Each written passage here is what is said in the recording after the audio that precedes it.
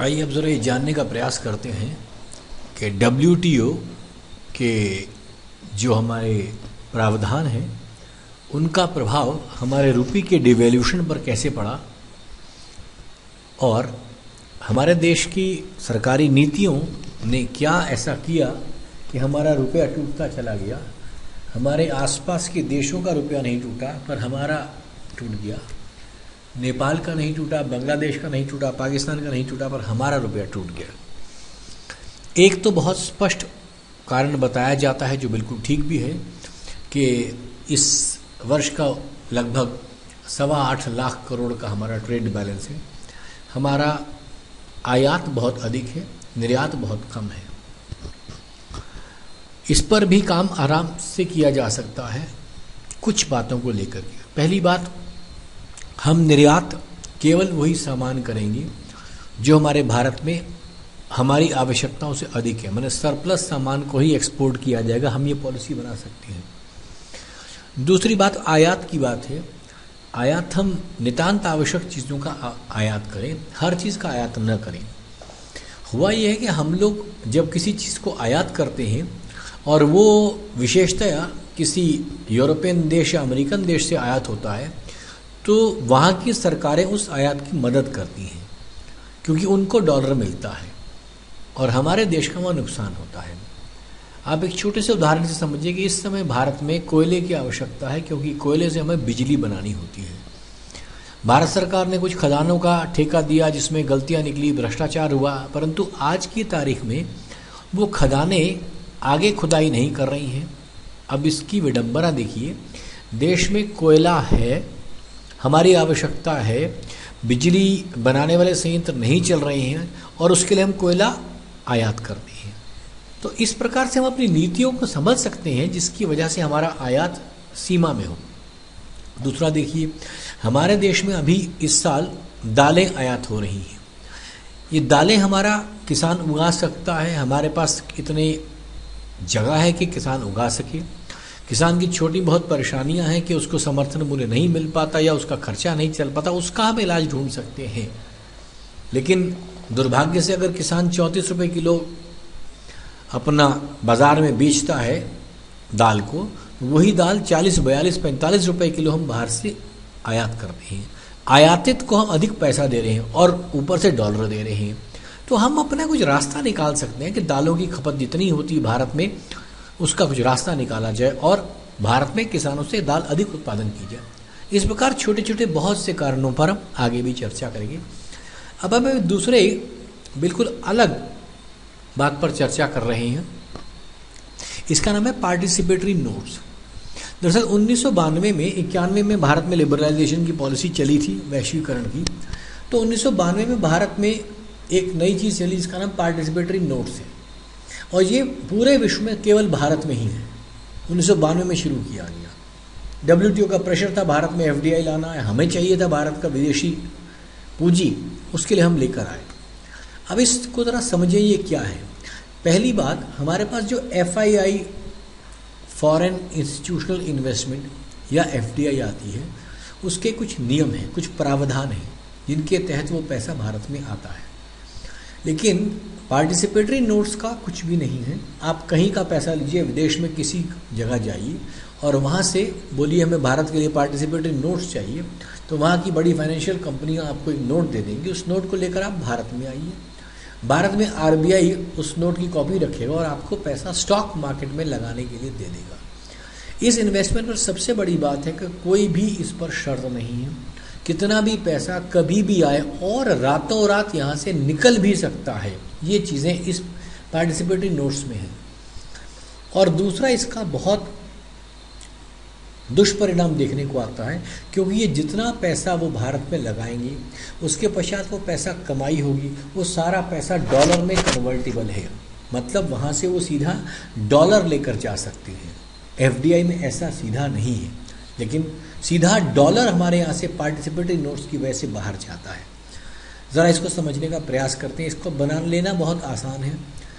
आज भारत में 2/3 पैसा जो एफआईआई का है वो पार्टिसिपेटरी नोट से है। अब अपना पैसा लीजिए Morgan Stanley, US fidelity, Apollo etcetera, किसी के पास जाइए और कहिए कि मेरे पास इतने डॉलर्स हैं और मैं भारत में स्टॉक एक्सचेंज में इन्वेस्ट करना चाहता हूँ, तो वो लोग वो पैसा ले लेंगे आपसे और एक पीस ऑफ पेपर दे देंगे। वो पीस ऑफ पेपर, कागज़ का टुकड़ा देखने में बहुत सुंदर सा लगता है, वो पैसा, वो टुकड़ा वो लेकर आप आरबीआई में आए और RBI, reserve bank of India, Bharat में वो पैसा आपको स्टॉक्स में लगाने के लिए देता है।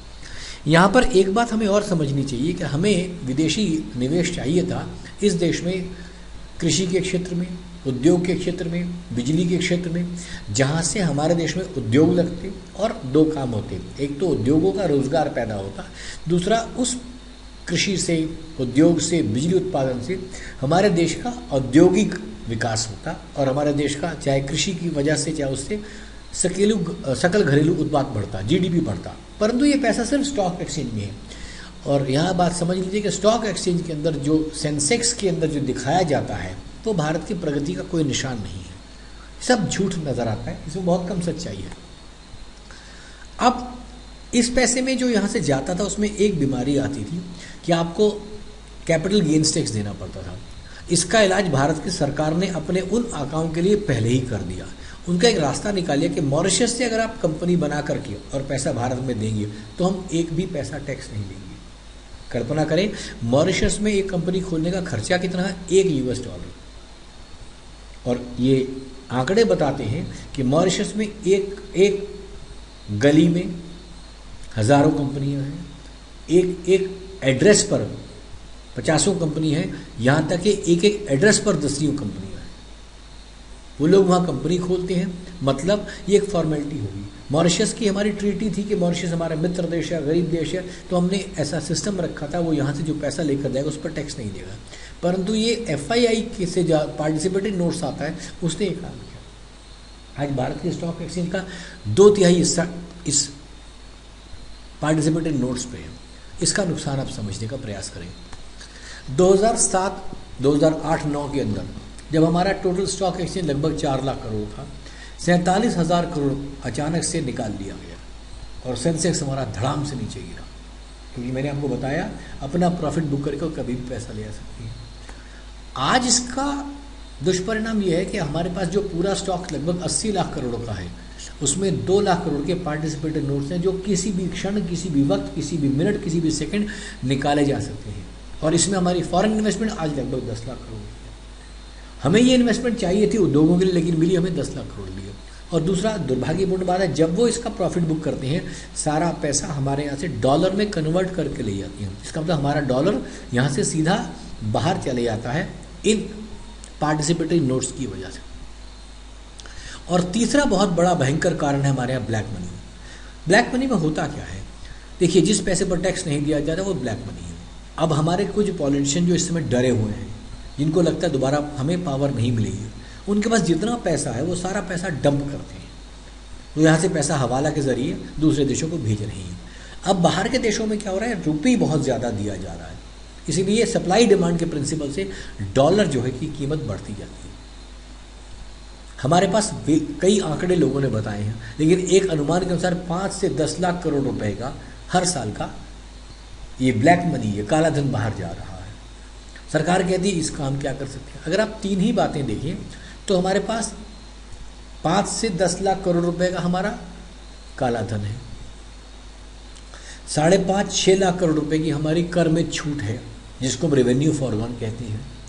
10-11 लाख तो सर यही हो गया। और अगर पार्टिसिपेटरी नोट्स का पैसा हम बाहर जाना बंद कर दें तो पार्टिसिपेटरी नोट से भी 4-5 लाख करोड़ रुपए प्रति वर्ष जाता है, तो हमारा पूरा बजट यहाँ पर कवर हो गया। लेकिन हम वो ऐसा करते नहीं हैं। सरकार कहती है कि हम स्विस बैंक्स के हमारे कुछ नियम हैं, लेकिन उनके नियमों के आप यहाँ तो लोगों को पकड़ सकते हैं। यहाँ पकड़ने का रास्ता बहुत आसान है। 80,000 लोग स्विट्जरलैंड प्रति वर्ष जाते हैं, उसमें से 25,000 ऐसे हैं जो बार बार जाते हैं। अब वो बार बार जाने वाला व्यक्ति सैलानी नहीं होगा, वो व्यक्ति वहाँ पर अपना पैसा जमा कर रहा है, ये हम समझ सकते हैं। उनकी पूछताछ की जा सकती है, उनके खातों को चेक किया जा सकता है, आराम से सारा इन्फॉर्मेशन मिल सकती है। लेकिन यहाँ सरकार की नीयत नहीं है। तो मैंने आपसे कहा 2 चीज़ें, एक तो नीतियाँ और एक नीयत। नीतियों में हमने जो पार्टिसिपेटरी नोट्स की नीति बनाई है वो हमारे देश को बहुत अधिक सीधा हमारी जेब से डॉलर निकालने का काम करता है, और नीयत सरकार की काले धन पर नहीं है, क्योंकि उन्हीं के आकाओं का पैसा है। इन 2 वजह से हमारा रुपये बहुत अधिक डिवैल्यूट कर रहा है। इसके बारे में